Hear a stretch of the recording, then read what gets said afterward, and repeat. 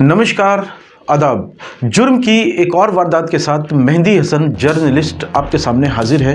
दोस्तों, जुर्म की जिस वारदात को आज हम आपके सामने पेश करने वाले हैं, जुर्म की बाकी की वारदातों से अलग है।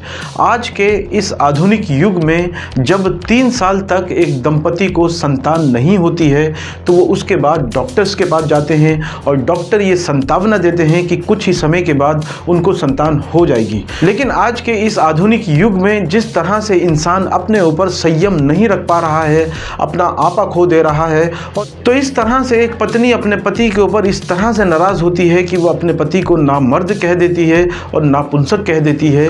तो जो पति कुछ देर पहले तक उसको संतावना दे रहा था कि कुछ समय के बाद हमारे संतान हो जाएगी, वही पति अपनी पत्नी की जान का दुश्मन बन जाता है। पत्नी के ये शब्द सुनकर वो पागल हो जाता है और उसके बाद जो खूनी खेल होता है दोस्तों, वो रोंगटे खड़े कर देने वाला मामला है। तो दोस्तों, कहां का है ये पूरा मामला, जानेंगे पूरी वारदात। जी हाँ, पूरी वारदात गुड़गांव की है। गुड़गांव में रहने वाला विक्रम अपनी पत्नी के साथ रहता था और वो पश्चिम बंगाल का रहने वाला था। 3 साल पहले विक्रम की शादी रानी के साथ हुई थी और उसके बाद पति पत्नी दोनों खुशी के साथ ज़िंदगी गुजार रहे थे। लेकिन होता क्या है कि 3 साल गुजर जाते हैं, लेकिन 3 साल गुजरने के बाद भी विक्रम को कोई संतान नहीं होती है। उधर रानी का विक्रम के ऊपर ये दबाव बढ़ता जाता है कि चाहे जैसे भी हो, इलाज कराकर आप अपना इलाज कराओ, मैं एक बच्चा चाहती हूँ। ये बात रानी लगातार उससे कहती रहती थी।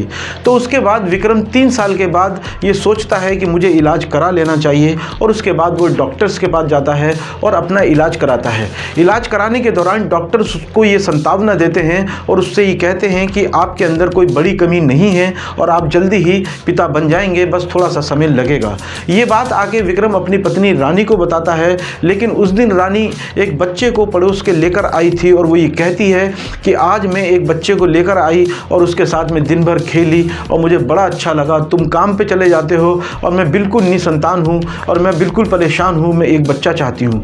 रानी से विक्रम ये कहता है कि अब घबराने की कोई बात नहीं है, अब कुछ समय के बाद ही हमें संतान हो जाएगी। और इस तरीके से वो रानी के पास आता है और उसके माथे को चूमता है और उससे प्यार से कहता है कि रानी, अब परेशान होने की ज़रूरत नहीं है।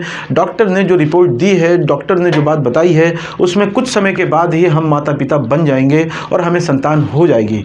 लेकिन रानी उसको उस समय नज़रअंदाज करती है। जब वो उसके माथे पर किस कर रहा था तो वो गुस्से में उसको धक्का दे देती है और धक्का देने के बाद उससे कहती है कि 3 साल गुजर चुके, अभी तक कोई औलाद नहीं है और आगे भी तुमसे कोई औलाद नहीं हो सकेगी, मुझे एक बच्चा लाकर दो। तुम नामर्द हो, तुम नापुंसक हो, जाने वो क्या क्या गुस्से में कह देती है।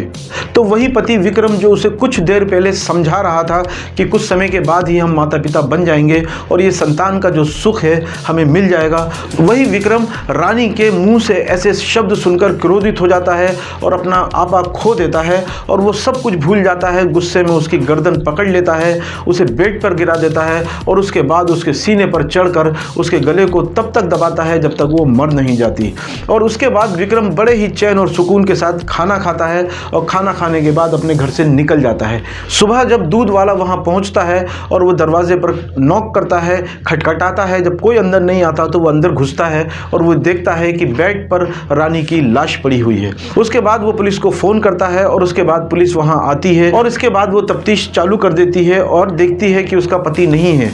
लेकिन कुछ देर के बाद ही वो उसके पति को, विक्रम को पकड़ लेती है और जब विक्रम से वो पूछताछ करती है कि तुमने अपनी पत्नी के साथ ऐसा क्यों किया, तो विक्रम ये बताता है कि डॉक्टर ने जिस तरह से संतावना दी थी और ये बात कही थी कि कुछ समय के बाद ही हम पति पत्नी जो है माँ बाप बन जाएंगे, लेकिन मेरी पत्नी जो है वो आए दिन मुझे ताने देती रहती थी, आए दिन मुझे नामर्द कहती रहती थी। पत्नी के इन शब्दों को सुनकर, जो वो लगातार उसको कहती थी, इन अपशब्दों को सुनकर वो बहुत परेशान रहता था। और जिस समय वो डॉक्टर के पास से वापस आया था उस समय वो अपनी पत्नी से बहुत प्रेम करना चाहता था और उसे ये बताना चाहता था कि अब उनके संतान हो जाएगी।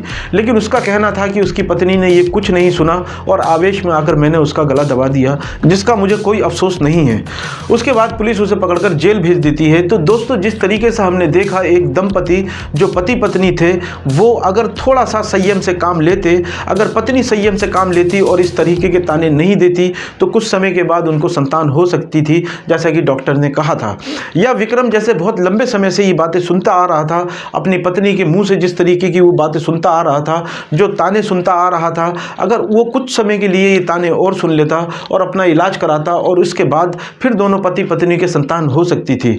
तो दोस्तों आज के इस युग में जिस तरह से इंसान का आपा अपने ऊपर से खोता जा रहा है, जिस तरह से इंसान अपने ऊपर से संयम खोता जा रहा है, तो आपको क्या लगता है कि इंसान को आज के इस आधुनिक युग में अपने ऊपर संयम रखना चाहिए या नहीं रखना चाहिए? क्या लगता है आपको कि इसमें विक्रम की गलती है या इसमें रानी की गलती है? आप अपने कमेंट बॉक्स में ज़रूर दें। दोस्तों जुर्म की वारदातें लेकर लगातार मैं आपके सामने हाजिर होता हूं और ये मकसद होता है कि समाज सतर्क हो सके, समाज जागरूक हो सके, समाज सावधान हो सके।